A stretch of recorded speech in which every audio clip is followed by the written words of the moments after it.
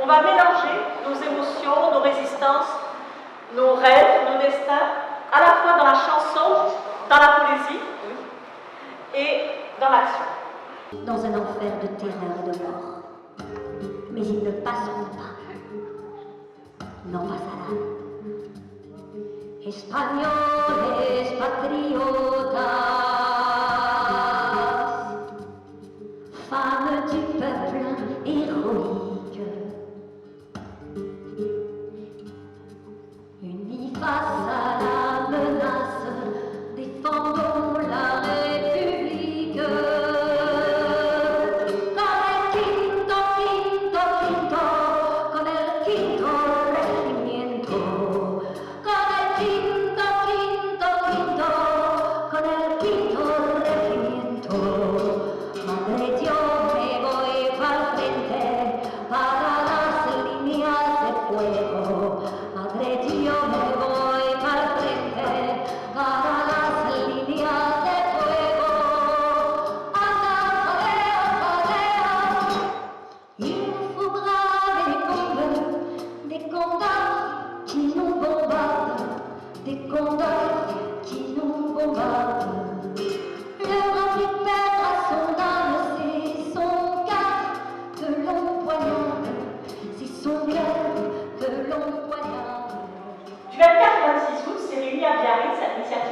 Macron, le G7, c'est-à-dire les pays les plus riches du monde qui se réunissent et qui discutent l'avenir de la planète.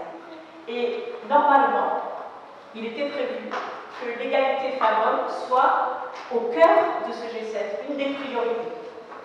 En France, le gouvernement nous a lancé un Grenelle des violences conjugales, comme si on allait découvrir ce qu'il allait faire contre les violences, alors que nous le savions depuis déjà 20 ans, et que le collectif national des droits des femmes avait proposé des lois cadres contre les violences. Mais quand même, ça sensibilise, parce que dans la rue, on a parlé du 39-19, on a dit comment il fallait faire si une femme était battue. On sait des choses, mais dans la réalité, il y a des difficultés. Par exemple, le commissaire de police nous a annoncé, celui de la BAC Nord, il nous a annoncé que dorénavant, ceux qui répondaient au téléphone, les opérateurs du 17, étaient formés, et dès qu'il y avait une femme battue, une brigade se rendait sur place et intervenait.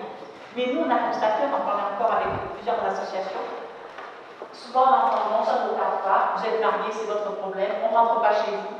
Donc il y a une grande différence entre les lois, d'abord les intentions, les lois votées et leur application. Donc nous, en tant que société civile, en tant que Forum Femmes, Collectif 13, toutes les associations ont réagi. Alors je vous parlais de diplomatie féministe, pourquoi? Parce qu'il y a un grand décalage entre les déclarations des présidents, les déclarations des conférences et la réalité de terrain. Chérifa est venue avec moi Pourquoi? Parce que j'ai été désignée par la Fondation pour m'occuper de la création d'un centre des femmes victimes de violences dans la deuxième ville la plus grande de l'Algérie, Oran. Il n'y en a pas, et il y en a toujours.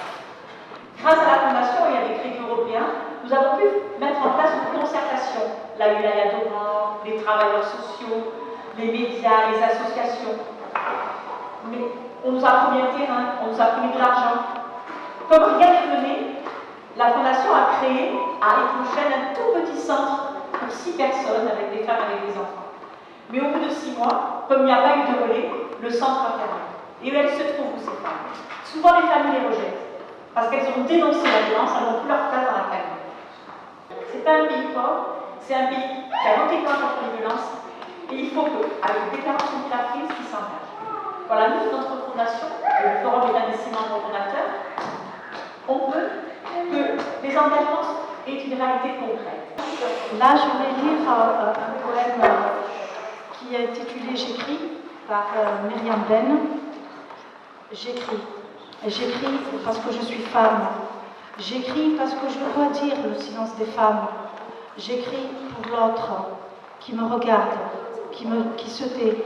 J'écris pour partir, sans quitter mon pays, voyager sur la mer, voile pleine et libre.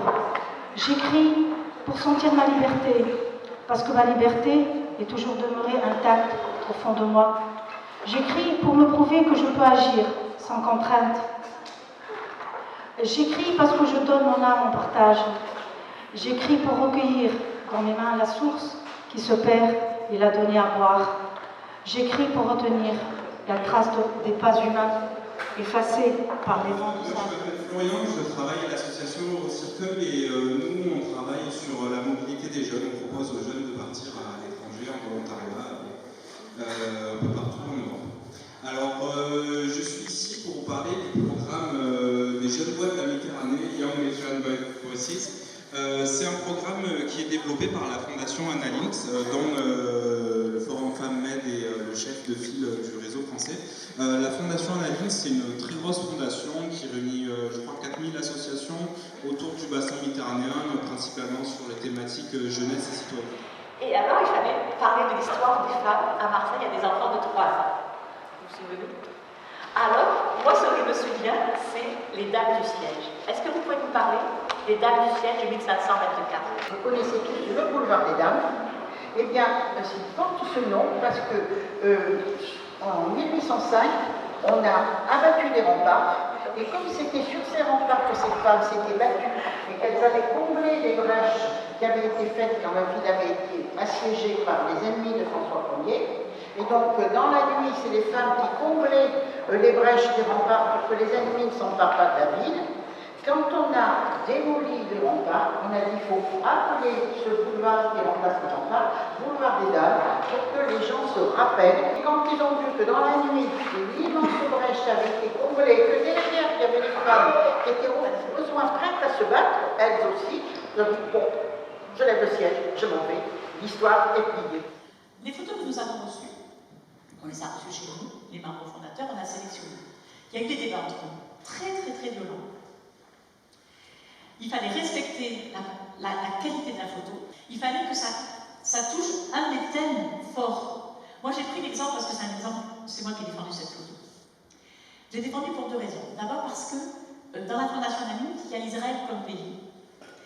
Et ailleurs, la plupart des pays refusent qu'Israël, à cause de l'occupation, soit membre de la Fondation et soit présent. Et moi, j'ai dit, on a une artiste israélienne qui a touché un thème essentiel pour les femmes en Israël, c'est le thème de la religion. Là, pour cette exposition, on était dans autre chose. Et c'est vrai qu'on demandait qu'au moins la personne qui concourait ait quelque chose à dire et qu'elle le traduise par sa photo. Et toutes les lauréates, là, ont parfaitement réussi. Et c'est vrai qu'il y a eu une photo qui est sortie à l'unanimité du lot et qui a remporté le premier prix. Voilà ce que je voulais ajouter. Est-ce que tu peux expliquer cette photo-là, Marcel? Moi, j'aime bien cette photo. Alors, cette photo, La première, oui, la première. la première qui est en noir et blanc, en fait, c'est une jeune femme, cette femme qui est là, c'est une très grande actrice et elle a réussi à aller voir cette femme, la jeune femme qui a fait la photo, a réussi à lui demander en disant écoutez, j'aimerais vous faire une photo de vous. C'est dans la chambre, une chambre d'hôtel, et à un moment donné, cette femme a eu ce geste vers la lumière.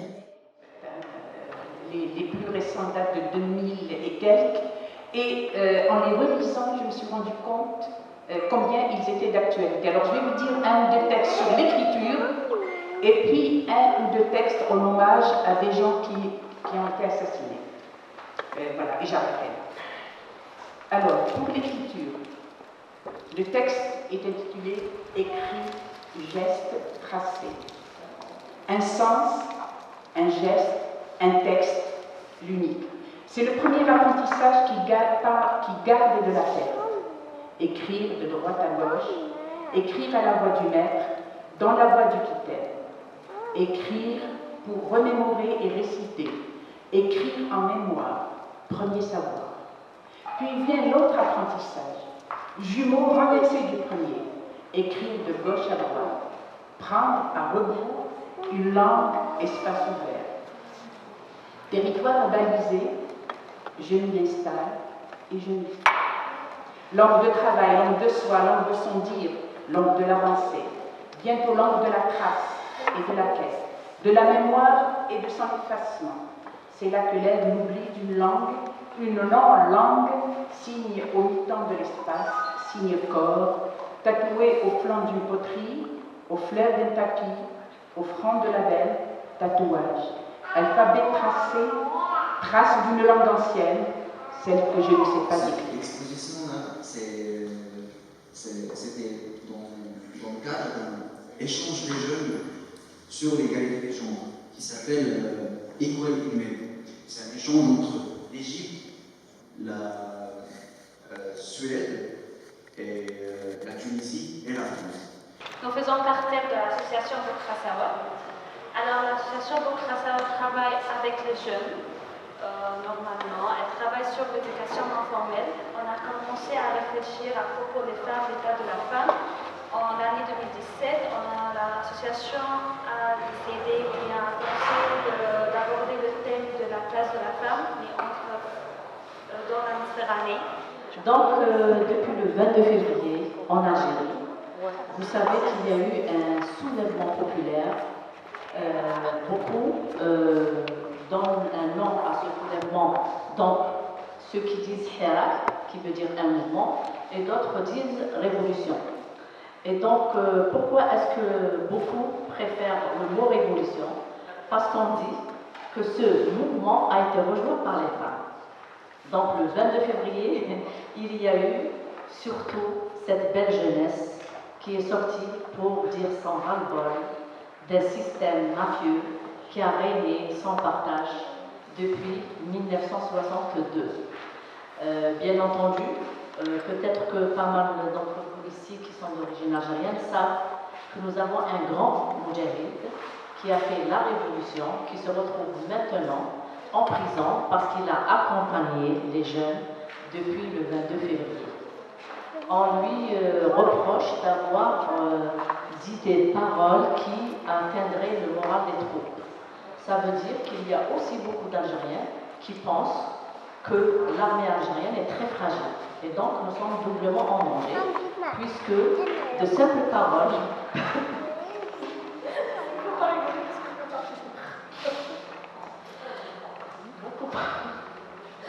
Beaucoup pensent que, puisque de simples paroles d'un moudjahid peuvent atteindre le moral des troupes, ça veut dire que l'Algérie est en danger et qu'elle ne peut pas se protéger d'une invasion extérieure. Voilà. Il y a eu aussi beaucoup de militants qui ont été arrêtés. Parmi les militants, il y a eu beaucoup de femmes. Je ne sais pas si vous avez entendu que parmi les premières jeunes filles qui ont été arrêtées, elles ont eu droit à une fouille de corps. Et il paraît qu'elles ont même eu droit à une perquisition de leur virginité. Et donc, les femmes qui allaient voir si elles étaient vierges, puisque les filles ne voulaient pas se laisser faire, elles leur avaient dit, c'est-à-dire les policières, que si vous ne les laissez pas faire, ce sont les hommes qui vont faire ça à ma place. Donc, elles étaient obligées de se déshabiller et de se laisser faire. Donc, une fois sorties de prison, c'est-à-dire au bout de 2 jours, il y avait plein de femmes qui les attendaient à la sortie de la prison, avec des loups, elles étaient très très encouragées, tout le monde était là pour les soutenir et pour leur dire qu'on savait qu'elles ne pouvaient pas faire autrement, qu'elles ne pouvaient pas résister plus que cela, et que ça c'était une honte par rapport, c'était la honte, c'est les policiers qui devaient porter la honte. Et donc c'était clair dans la tête de tout le monde, les jeunes et les moins jeunes, les femmes et les hommes, que ces femmes-là de résistance ne pouvaient pas aller au-delà. Donc, le 22 février, il y a eu un soulèvement. Le 29 février, ça s'est amplifié. On parlait de quelques millions. Le 8 mars, il y a eu 23 millions d'Algériennes et d'Algériens dans les rues de toutes les villes d'Algérie. Et à partir de ce jour-là, on avait décidé que c'était une révolution et non un mouvement. Pourquoi? Parce que la femme était là en tant que femme. Elle était là.